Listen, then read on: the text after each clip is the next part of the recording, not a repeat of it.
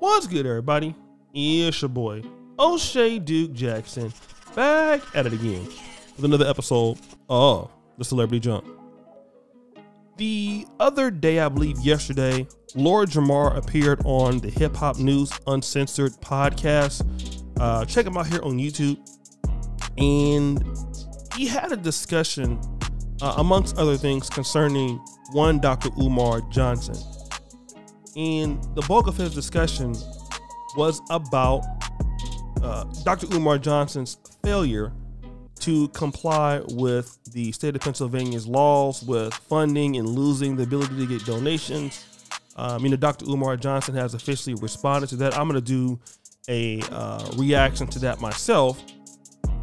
But Lord Jamar, if you remember, on about a year or two ago, Dr. Umar Johnson came onto the show and Lord Jamar asked some pertinent questions about, like, hey, where's the money? Where's the school?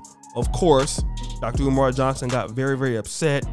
And even a few days ago, Dr. Umar Johnson was talking about how people are jealous of him. People are mad that he's the best Pan-African speaker in the world. And, kind of all of this I, me type of things. When that's really not the case. And as much as people want to believe that people are hating on Dr. Umar Johnson because of his talent, and he is talented. He is a really good lecturer and a really good orator. Nobody will take that away from him. But the fact that Lord Jamar poses one question that nobody can answer, which is this: how come Dr. Umar Johnson, with raising all of this money, has not developed a school yet? And there are people who I know personally, and I'm speaking in the terminology of him, that have a quarter of that money, younger than him, have started schools after him, and have built up infrastructure, and they are doing good. And at the same time, Dr. Umar Johnson has not done very well. Bruh. And today I'm going to leave all of the, ad hominem attacks of Dr. Umar Johnson out, and I'm not going to deal with anything, but just deal with that particular pertinent question. How is it that Dr. Umar Johnson could not when others could? And his supporters, and there are many, they're going to come on and say you're hating on Dr. Umar Johnson, you're an agent of white supremacy, all of these different type of things.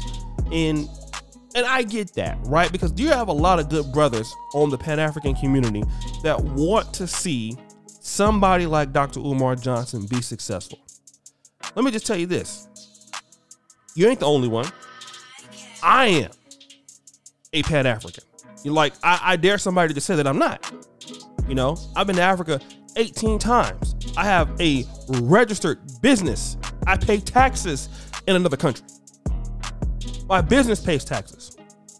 So I'm not going to even talk about, who is an agent and who is not. Some of y'all haven't even that talk this kind of stuff. You haven't even been to Africa goddamn street. Somebody even gonna go there with you. So if there's anybody who wants to see the development of black boys, the development of the black community, or independence of the black world, that's me. The question is this: why have others succeeded with less support and Umar Johnson has failed with more support? And what this always comes down to with Dr. Umar Johnson: oh, you guys didn't give me enough money. Or the system is trying to hold me back. Or if you don't donate to what I'm doing, I don't want to hear what you got to say. Only the people who donate and do things can help me do X, Y, and Z. All of these different type of things. Now think about something that's been built for the community. And you have all of these people around the world that participate in something called social entrepreneurship. If you don't believe me, look it up. It's something that I've just found out about recently. Shout out to Dr. Natalie Bitachuri. And she was, explaining what, social entrepreneurship. So I Googled it. And people really start businesses, either for profit or nonprofit, to solve problems for their community. So if a person sees that there's a lack of food, let's say in Kenya, they start these farms to provide jobs for people in their community because there's a need to do it. Nobody will say, well, you know what, since you didn't help me raise funds for this particular poultry or rabbit farm, you can't participate in this. If the goal was to help a certain group of people, and in the case of Dr. Umar Johnson, it was black boys, then you don't have a say in what goes on, or you can't participate in this particular community because you didn't donate it. But I thought you were trying to solve a social issue here. Does that social issue just affect that particular community? And see, when you see people, when they start NGOs and they're not concerned, if they have funds that are donated, they try to do what they can with those funds to assist the entire community and the needs of those community, not telling people, well, since you don't donate, you don't get to do this. That's not solving the social problem here. What that sounds like is corruption. If you want to be fair, there is no person who solves any issues berating people that did not donate, especially when your proof of concept is not there. On the Breakfast Club, he said August 2021. That date is gone and went away. Okay? You have other people. I believe there's a young man, I forgot what his name is. There's a young brother that's in Georgia that's only 22. He started a school for boys. And Dr. Umar is still struggling. Well, the question is, well, if he don't have a big school. Okay, let's go with that. Well, whatever happened to starting where you are? That's the issue there. Starting where you are. You don't have to have all the facilities and things like that. You can start where you are.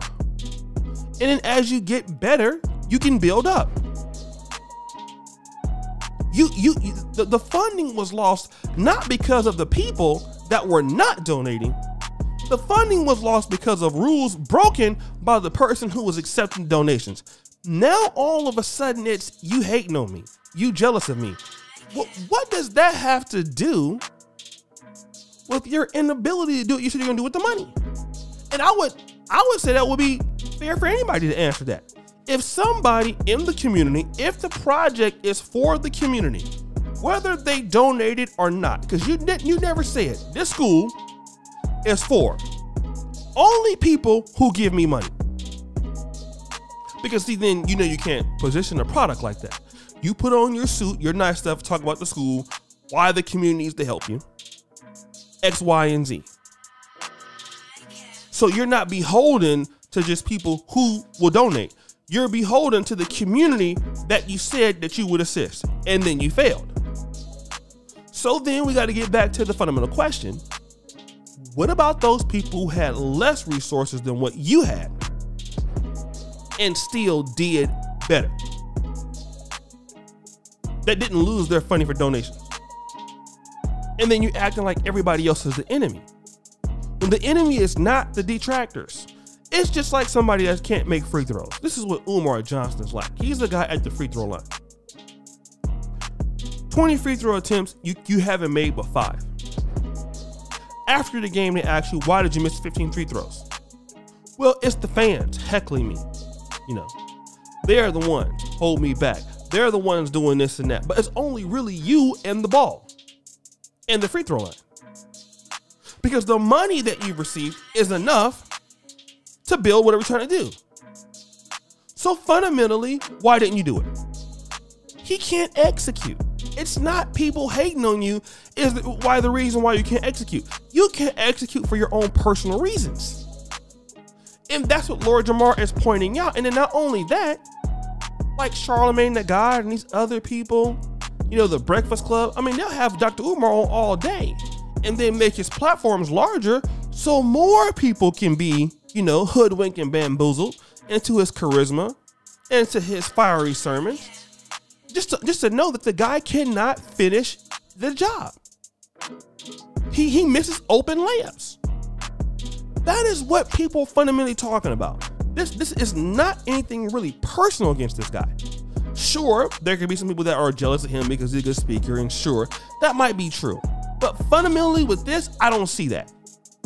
That has nothing to do with that. It has everything to do with the fact that you didn't do what you're supposed to do. Because you've had people that support you become detractors. They were supporting you when you were just as, as boisterous as you were before. You were still asinine in your behavior. You were still braggadocious, if you will. That's a real word. It's not. So they were supporting you then. Why did they change? It wasn't because they became jealous of you. You was even bigger then than now. But guys, what do you think? It's your boy, O'Shea Duke Jackson, back at it again with another episode of Celebrity Junk. Already put you for all that you do. Subscribe with the bell. Check out the first clip at the top. And as you know, the buffoonery remains all time high. I'm out.